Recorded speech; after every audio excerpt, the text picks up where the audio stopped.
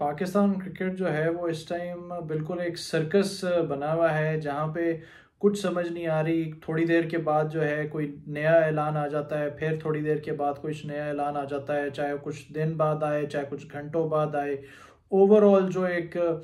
Media के अंदर speculations हो रही हैं वो भी चलती जा रही हैं, और ये जाहिर करता है कि इस टाइम जो है वो पाकिस्तान क्रिकेट बोर्ड जो है वो बिल्कुल एक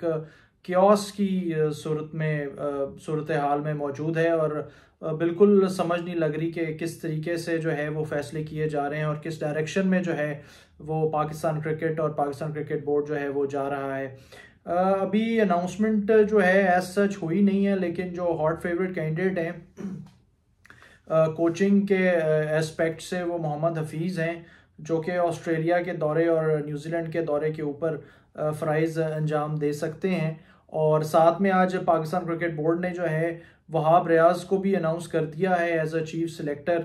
और यहाँ पे जो है अब नए सवाल उठने जा रहे हैं। हालांकि वहाब रियाज उन प्लेयर्स में से जो हैं जो कि रिसेंट क्रिकेट खेलते रहे हैं अभी भी, और रिसेंटली वो रिटायर हुए हैं। पीएसएल जो है वो अभी भी वो शायद पार्ट होंगे पीएसएल का, लेकिन यहाँ पे सवाल ये उठता है क्या ये कॉन्फ्लिक्ट ऑफ इंटरेस्ट नहीं है, क्योंकि इस टाइम जो है वहाब रियाज वो पंजाब गवर्नमेंट जो है उसके अंदर केयर टेकर स्पोर्ट्स मिनिस्टर के फ़राइज़ भी अंजाम दे रहे हैं। तो यहाँ पे थोड़े से सवाल उठ रहे हैं। उनकी क्रेडिबिलिटी की बात नहीं है, बात यह है कि कॉन्फ्लिक्ट ऑफ इंटरेस्ट जो है वो शायद सामने आ रहा है। और इसी तरीके से इशू रिगार्डिंग मोहम्मद हफीज़ ये है, वो खुद जिस तरह के भी प्लेयर थे, उन्होंने जिस तरह की भी पाकिस्तान के लिए परफॉर्मेंसेस दी, इशू उस चीज़ के ऊपर नहीं है। इशू ये है कि कोचिंग के लिए एक स्पेसिफिक क्राइटेरिया जो है वो सेट होता है कि एटलीस्ट जो है वो जिस तरह फॉर इंस्टेंस लेवल 3 पास किया हुआ हो उस कोच ने, फिर वो किसी भी टीम के साथ मुंसलिक रहा हो, अगर इंटरनेशनल किसी टीम के साथ मुंसलिक रहा हो तो ये उसकी ज़्यादा फेवर में जाता है, और अगर किसी लोकल टीम के साथ भी रहा हो तो ये उसके सीवी में काउंट होता है, उसके एक्सपीरियंस में काउंट होता है। मोहम्मद हफीज़ ने इससे पहले जो है वो कोई किसी भी टीम के साथ एज अ कोच काम नहीं किया हुआ, वो एज अ प्लेयर ही ज़्यादातर परफॉर्म करते रहे हैं जिस टीम के साथ वो खेले हैं। और उसके अलावा जहाँ तक कोचिंग की बात है, ये उनके लिए बिल्कुल नया एक्सपीरियंस होगा। नया एक्सपीरियंस जो है वो मिसबाउल हक के लिए भी था, जब मिसबाउल हक को कोचिंग की जॉब ऑफर कर दी थी पाकिस्तान क्रिकेट बोर्ड में। बात यही है कि हम लोग जो हैं वो सीखते नहीं हैं कि हमने जो गलतियां पास्ट में की हम वो फ्यूचर में ना करें। हम लोग उस चीज़ से अभी तक कोई सबक हासिल नहीं कर पा रहे हैं। मिसबाउल हक के साथ भी बिल्कुल ऐसा ही केस था, फिर वो क्रिटिसिज्म हुआ, और फिर जिस तरह की performance as a coach Misbah-ul Haq की रही वो सारों के सामने है। सिमिलरली जो है ये मोहम्मद हफीज़ को भी पाकिस्तान क्रिकेट बोर्ड ने इसी तरीके से सिलेक्ट कर लिया है। और हैरानकुन बात यह है कि मोहम्मद हफीज़ जो हैं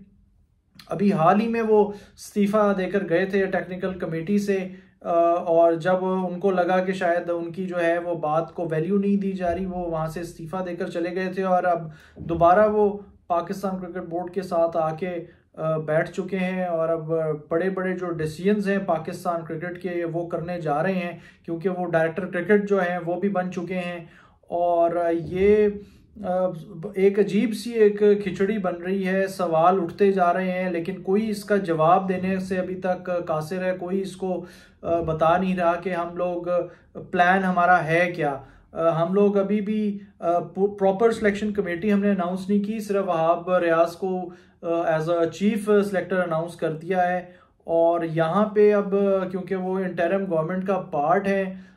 इस टाइम, जिस तरह मैंने पहले भी बताया, तो क्या आईसीसी इस मामले के अंदर कोई इंटरफेरेंस कर सकती है, या पाकिस्तान क्रिकेट बोर्ड से कोई जवाब तलबी कर सकती है कि आपने किस तरीके से एक ऐसे शख्स को जो कि अभी ऑलरेडी एक पॉलिटिकल ओहदे पे वो फाइज हैं, उनको जो है आपने पाकिस्तान क्रिकेट बोर्ड में सिलेक्टर की जॉब दे दी है। तो